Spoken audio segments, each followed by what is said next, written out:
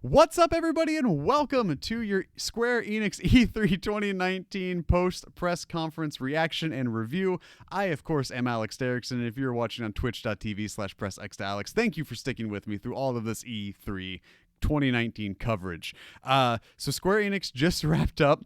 This is my second time doing this because I forgot to start recording the first time. So we're going to go through what Square showed, their announcements, their reveals over the course of their hour and 15-minute show. Then we'll kind of get into where it stacks against everything else.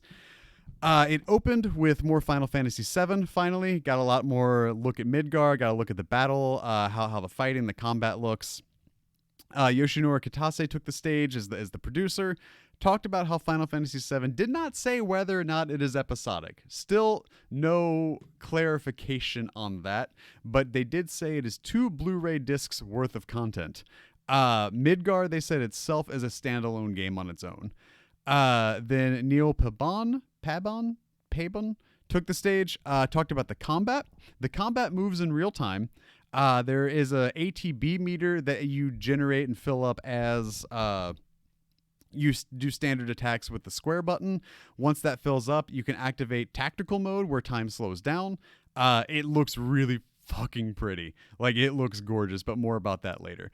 They then panned by the Buster Sword, and they showed where there's materia equipment slots. So there's actually going to be actual equipment and upgrades and things like that. That looks like pretty promising. Then if you're wondering, with it being real-time combat, how can you switch between your party? They showed party switching is done by the push of a single button. And then once you switch to, they used Barrett as an example, you switch to Barrett, Cloud moves on his own, he attacks on his own, defends on his own, but it's kind of based off of the game plan that you've made for him, right? So same goes for Barrett. So as you alternate, they'll play to the style that you kind of command and set out, but you don't have to sit there and monitor them and make sure they aren't just standing there taking the piss as the battle goes on. From there, Tetsuya Nomura took the stage. We got an extended look at the gameplay. We saw Aerith, we saw Tifa, Barrett, we saw a little bit of Sephiroth, I believe. And then we've gotten the release date as March 3rd, 2020. And they showed multiple collector's editions as well, which I could not get a good look at because they were only up there for a matter of seconds before they showed the next collector's edition. And then I think the next collector's edition, I think there's 3 editions of this game coming out, 3 or 4, but I didn't get a good look at everything. No prices attached to those either. From Final Fantasy, they moved to Life is Strange 2. Nothing really new shown, just some influencer commentary from live streams and a critical receptions trailer where it's oh, this game is great. 9 out of 10, 10 out of 10. A great new narrative game. Life is Strange does it again. Move on from there. We got more of Crystal Chronicles Remaster. It's got online multiplayer, and it's coming to consoles and mobile this winter. They showed Octopath Traveler, which is now available on PC through Steam. The Last Remnant Remaster is now available on Switch. We saw Dragon Quest Builders 2. My notes next to it just say, looks cute, not for me though. Comes out July 12th with a demo dropping for at least PS4 on June 27th. Dragon Quest 11 Echoes of an Elusive Age S was shown. If you're wondering what that S stands for, it stands for Switch, and it is coming to the Switch this fall. They then showed Square Enix Collective and revealed their 2020 game after recapping their 2016, 17, 18, and 19 games, all of which I didn't even know what they were. But that's neither here nor there. Their new game is Circuit Superstars and is coming in 2020. They showed a dev diary for it. It's a top-down arcadey racing game with real-life physics. So I don't know. That's really all they showed. We then moved to Battalion 1944. I literally just wrote whatever next to it. So we're going to take a whatever approach to it and move the fuck on. Square Enix Music was then shown. All Square Enix music is now available on streaming services. Is that worthy of an E3 little commercial? No, but it's there. From there, Kingdom Hearts 3 DLC was shown. Remind. It's coming this winter. There was no dialogue in the trailer. It was just mouths moving with subtitles and very large font. They showed a little bit of combat. Loosey-goosey. Don't really know what's going on there. But you got that coming this winter. Then Yoshida-san took the stage to talk more about Final Fantasy XIV Online. The third expansion for that, called Shadowbringers, drops July 2nd, and there was a very long trailer for it, but not as long as the Elder Scrolls Online trailer. I didn't time them side by side to compare them. It just didn't feel as long, right? Techland had another trailer for Dying Light 2. I wrote, it looks haunting and gorgeous. I missed Dying Light like entirely. Just when I wasn't really playing a lot of games. Then by the time I got back into playing a lot of games, it either was never on sale and I couldn't justify the $40 for a game I probably wasn't going to finish, or I just had too many other games to play and just kind of just fallen more by the wayside. Dying Light 2 does look more like Dying Light, or like more Dying Light. But I really loved a lot of like the wide shots they showed of like the decimation and the kind of the effect the apocalypse has had. Two new JRPGs are coming to the West for the first time in Romancing Saga 2 and Saga Scarlet Grace, both coming soon to the West. That's all it said. No dates, no years, nothing, just coming soon. From there, they moved to Final Fantasy Brave Exvius, which no idea what that even is. I did not even get a whiff of what that shit's about. It might be a grid-based kind of strategy game, maybe? I don't know. But they showed the next game for that called War of the Visions. No date, no year again, just announces now in development. I said it looks like somebody got their first look at Game of Thrones for the first time and said, how do we adapt this into something we already have? People Can Fly, the makers of Gears of War Judgment and Bulletstorm, showed off their new game Outriders, which was teased on Twitter late last week. It's coming summer of 2020. Sebastian Wojciechowski took the stage, said we'll see more of it this winter, as well as we got a cinematic trailer and a little like dev diary in there. I was able to extract the details of its 1 to 3 player drop in, drop out with couch co-op, character creation, with a focus on gunplay, and I really liked the demon design or the monster design, whatever they are. I really liked how those looked. I'm excited to see more about that game this winter. That does seem like I'm tantalized by it. We then saw a new top-down kind of like combat RPG called Animaki. Nothing really new there. Then it peaked. It crescendoed into an announcement that started with, for the fans that have been asking. And if you're wondering, is it the Avengers? No. We'll get there, though. It is Final Fantasy VIII Remastered. It is coming in 2019. It is coming to PS4, Xbox One, Switch, and Steam. And I don't remember if they said Stadia. I was blinded by the excitement. From there, we then finally, after four years since it's been initially announced, I think it was E3 2015. We finally got a look at the Avengers project, which is now just Marvel's The Avengers. So it is Captain America, Thor, Hulk, Black Widow, and Iron Man, with a smattering of characters to be named later, including one that will be named literally in like a couple of seconds, probably once I get there. But it is a single-player game as well as a co-op game with up to 4 players. The story takes place around A-Day, which is the opening of the Avengers base on the West Coast. They are then attacked. They lose, a la that their Infinity War, but it ain't that their Thanos. It's the Kamara, I think the Shamara, Chitari. Villains. There's villains and they lose, right? There's a heist and their ship explodes and people die and they disband. It then picks up 5 years later. And that's kind of where the game kicks off. There's going to be new content drops on a regular basis. You can team up with up to 4 people online. New heroes and regions will be dropped for free. They said there are no loot boxes and there's no pay-to-win schemes. The game will be released on PS4, Xbox One, Stadia, and PC, with PS4 partnership included in early beta and unique benefits. They then did like an extra cinematic look at it showing Hank Pym is part of the game as well. They also revealed the cast. I did not catch who Captain America was, but Thor is Travis Willingham, Hulk is Troy Baker, Black Widow is Laura Bailey, and Iron Man is Nolan North. So all of the actors in video games are now taken. They all have jobs now. Congratulations. 100% employment rate among video game actors. The game drops May 15th, 2020. It just ended from there. So and now here we are with this here poster. That's your quick 10-minute recap. Now getting into the review of it. I'm not a JRPG guy. I've made no bones about that. Just even within the last like 6 post shows and conferences we've done here, I've made no bones about my lack of affinity for the JRPG. I think they're gorgeous. I love the cinematics of them. They're just very long. The mechanics are way out of my depth, I feel like, and by the time I get in it, I'm like, oh shit. I get like 2 hours in, and I'm like, I still got 28 to 40 hours to go.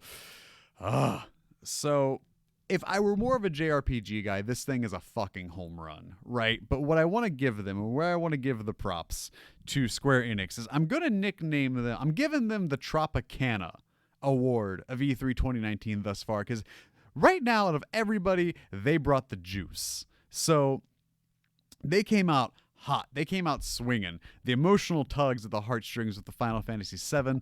It looks phenomenal. I talked about on the actual like live reactions, right, that this doesn't look like a remaster of the game from the mid 90s. This looks like a game in 2019. Like, you could have slapped Final Fantasy 16 on this and convinced the world Final Fantasy 7 never happened, and I think they would have believed you.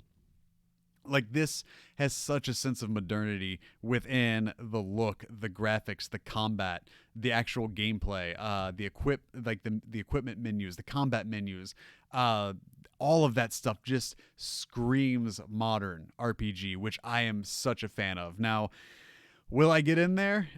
Probably. I think this is actually enough to get me to finally play Final Fantasy VII. Will I probably jank around and fuck up the camera? 100%. But I'm excited. I'm genuinely excited to play a Final Fantasy game, which hasn't happened since 2000 with Final Fantasy VIII. I know it came out in 9999, whatever, went up against the Dreamcast. I fucking know. I got to it late. Get off my back. So from there, I genuinely think Final Fantasy VII is an absolute gorgeous game, and I think there's plenty of fan service in there for everybody, just based off crowd reaction, based off the Twitch chat reaction.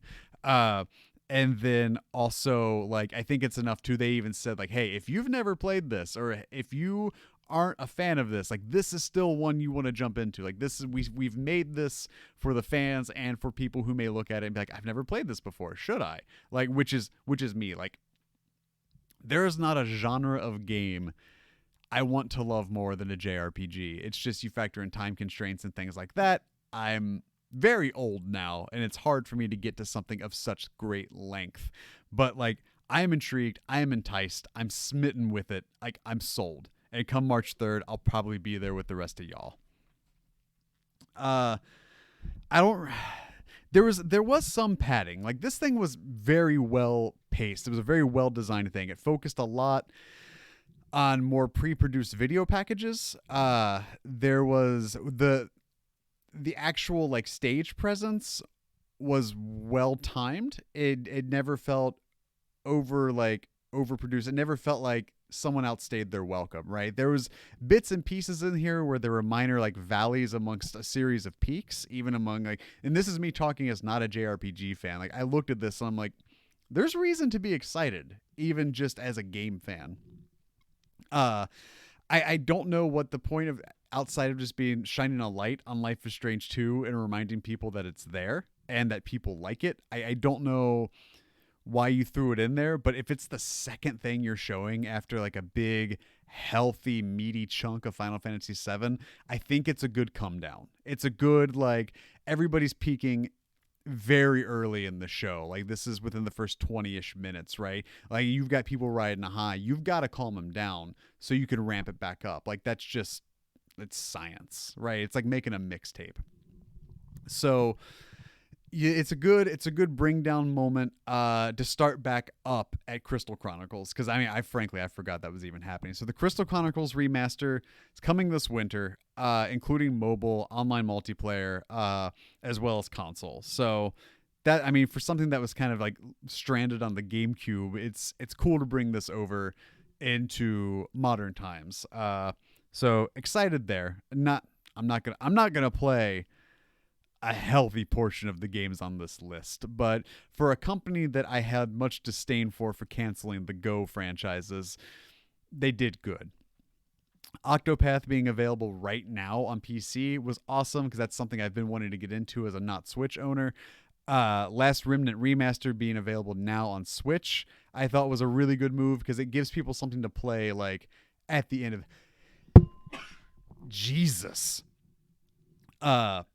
So Octopath being available now on Steam gives a chunk of people something to go be like, oh shit, yeah, cool, I'll go get that now, right? Like you've got a little bit of a dovetail to it. Same for the people who have a Switch who maybe be like, oh yeah, Last Remnant, that looks cool. And they didn't overstay their welcome as part of the show either. It was just like, hey, friendly reminder, this is a thing. Guess what? It's on this other platform now. Boom, let's move on. Dragon Quest Builders 2, I thought they hung on a little too long, especially for a game that is a sequel. It seemed very much geared towards people who didn't play Builders, which I didn't play Builders, but if you give me a game called Dragon Quest Builders, I can probably infer and discern exactly what that game is about. I didn't think it needed to be hung on to as long as it did.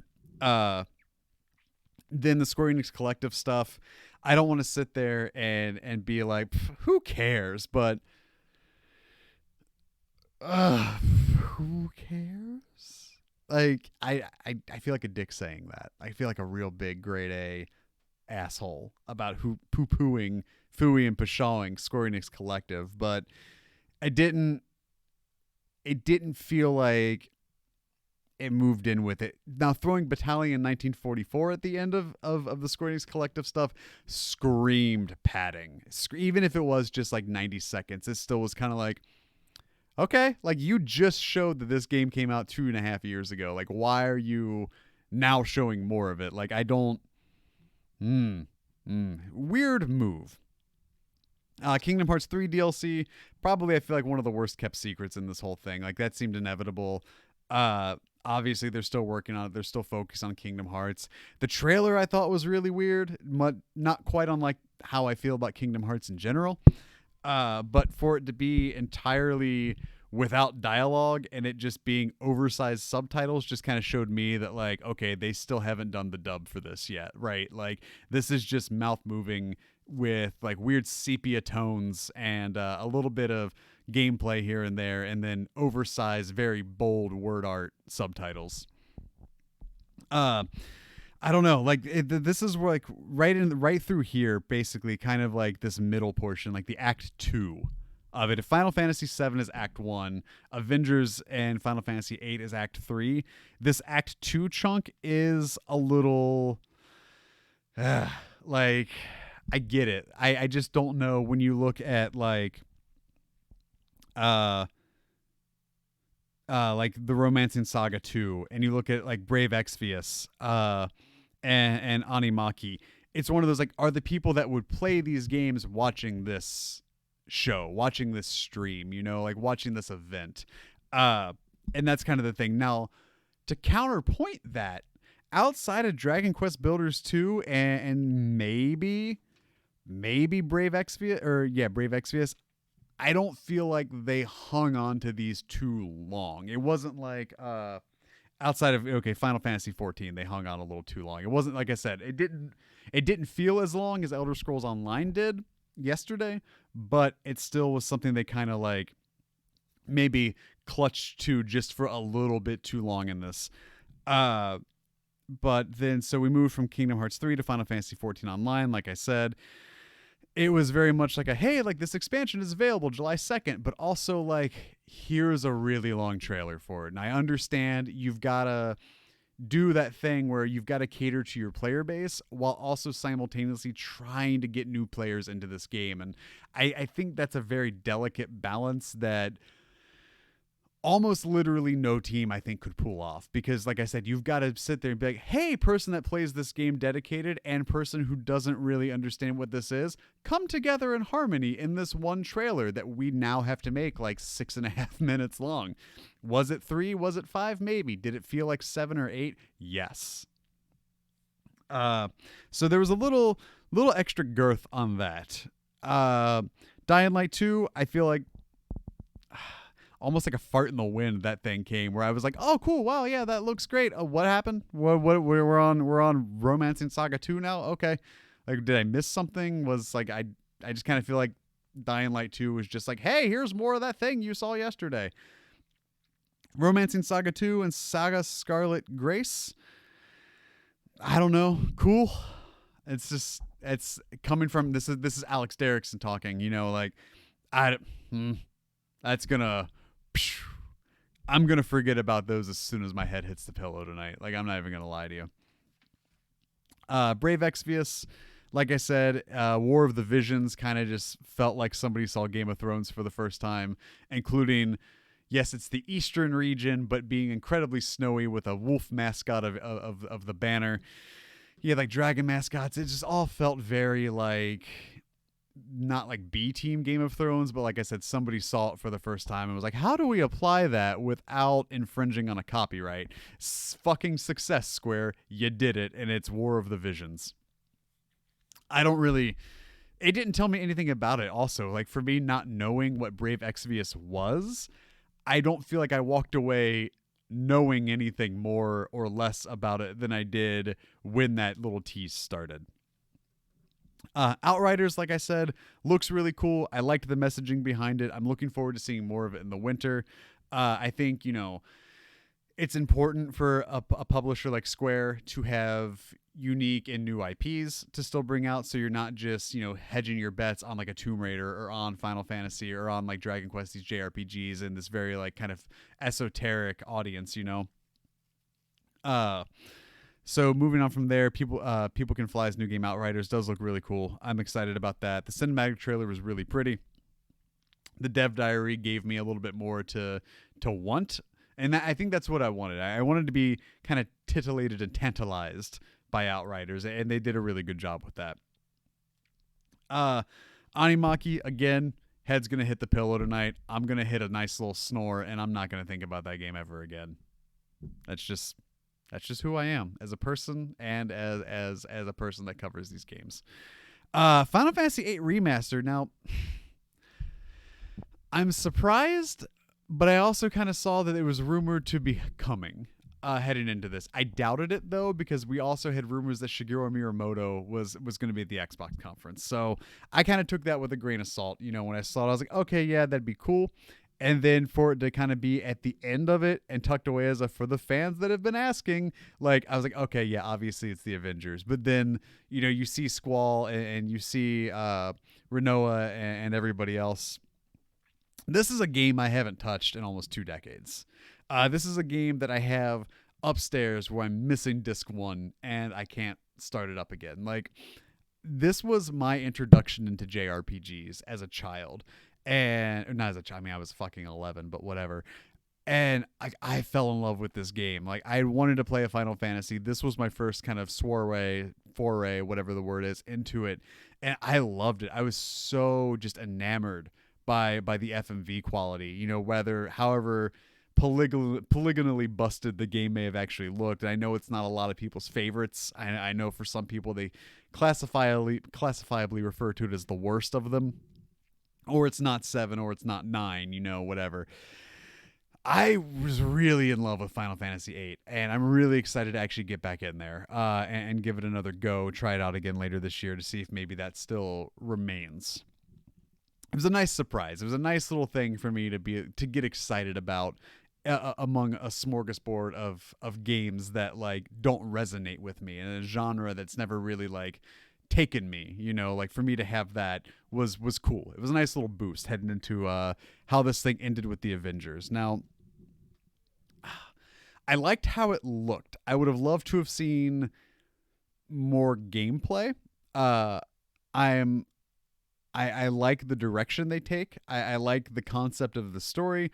I love the cast. I love the messaging behind it of being like, yeah, hey, this is technically kind of a games of a service, but we've got single player, we've got co-op. Here's how co-op's gonna work.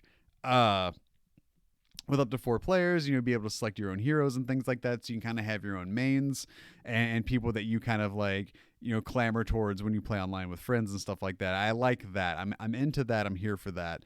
The new heroes and regions being free, I think that's great. No loot boxes, no pay to win. Getting ahead of that messaging, almost a year before the game comes out is awesome. I think that's what you needed to do to maintain that excitement, right? Because like that little press release came out and it did kind of like imply, people were able to infer like, this sounds kind of like a games as a service.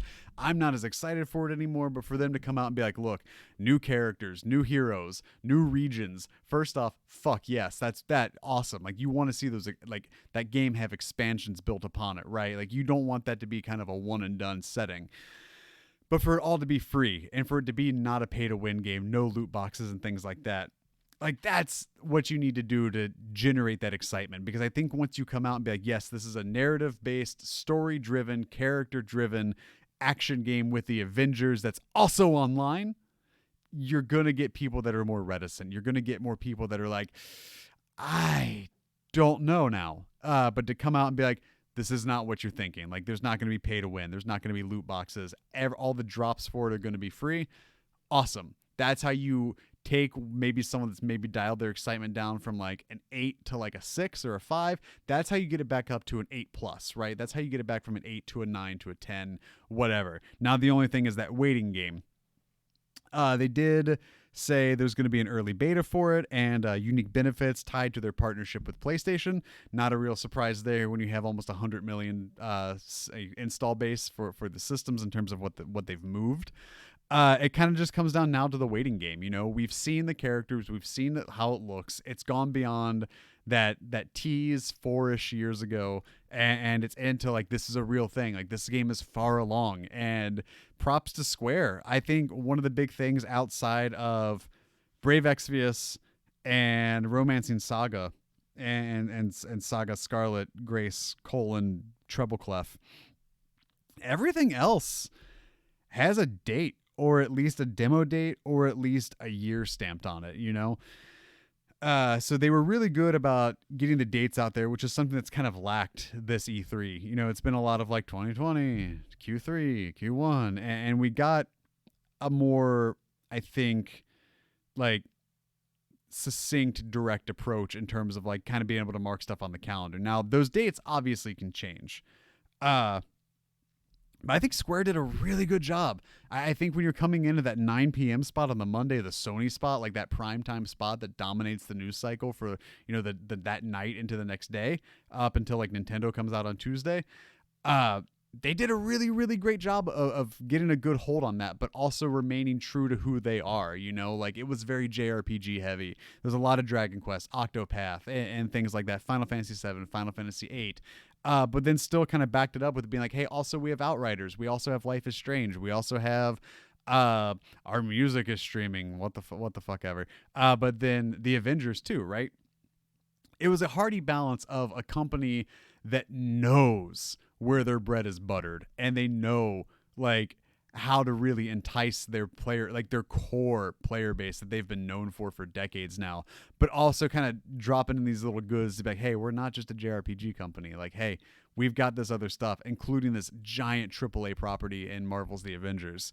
So props to them. Like I said, they get the Tropicana Award right now. They brought the juice, and I think they did a really, really good job. I would say among everything that we've seen so far, in terms of actual on-stage press conferences, it's hard to argue with where this one placed. I thought it was really, really well done. I thought it was well produced. It was well paced. The SAG in it wasn't too bad because it was very focused on a specific genre. So you could kind of, discern your way through all of that. So props to them. Like, I think taking up that Monday night mantle away from Sony is not an easy task, and they did it, and they did it pretty well. They did it in a very Square way. Yeah, there was stuff like Battalion, and yeah, there was stuff like the Square Collective and Square-Enix Music, but like none of that really overstayed its welcome. It was never anything where I was just kind of like, Jesus Christ, like, can we stop introducing people on the stage? Like, do we need to know about this streaming engine built into the game? Like, there was nothing about that where I was like, okay, this is so beyond not for me that you're taking me out of it entirely. So props to Square. They did a great job. I I think that was one of the strongest ones I've seen so far this year. I'm going to have to chew on it, get through Nintendo, finally watch Ubisoft. Those will be going up tomorrow night. But yeah, this has been your Square-Enix E3 2019 post-show here on twitch.tv/PressXToAlex. Thank you all for who have joined me through yesterday, through today, and tonight. I appreciate you all so much. Remember, if you are watching this live on Twitch, be sure to click follow. And I do these streams weekly, not like these streams, obviously E3's once a year, you know, goddamn, what do you want from me? But I stream on Twitch every Wednesday, as well as the PlayStation Forecast, which comes to you each and every Tuesday. It's a weekly PlayStation-centric podcast, so if you've been looking for one of those, search for the PlayStation Forecast on your podcast service of choice. It's on everything except for SoundCloud at this stage in the game. You can follow me on Twitter at twitter.com/PressXToAlex. Subscribe on YouTube at youtube.com/PressXToAlex, which also gets the PlayStation Forecast. You can also subscribe to the PlayStation Forecast on your podcast service of choice. Follow me on Twitch. Follow me on Twitter, subscribe on YouTube, and if you want to help support this little solo band labor of love, you can by going to patreon.com/PressXToAlex and tossing $1 a month at me to keep these mics and lights on. And all of this goes towards upgrading the equipment and the gear and things like that. We've managed to do a lot over this last year and a quarter, or year and a third. I appreciate you all so much. This has been something I've wanted to do for a long time, of doing live reactions over E3. I'm glad I was able to do it. I'm glad you were able to join me. Take care. I'll see you next time. I love you. And do the thing.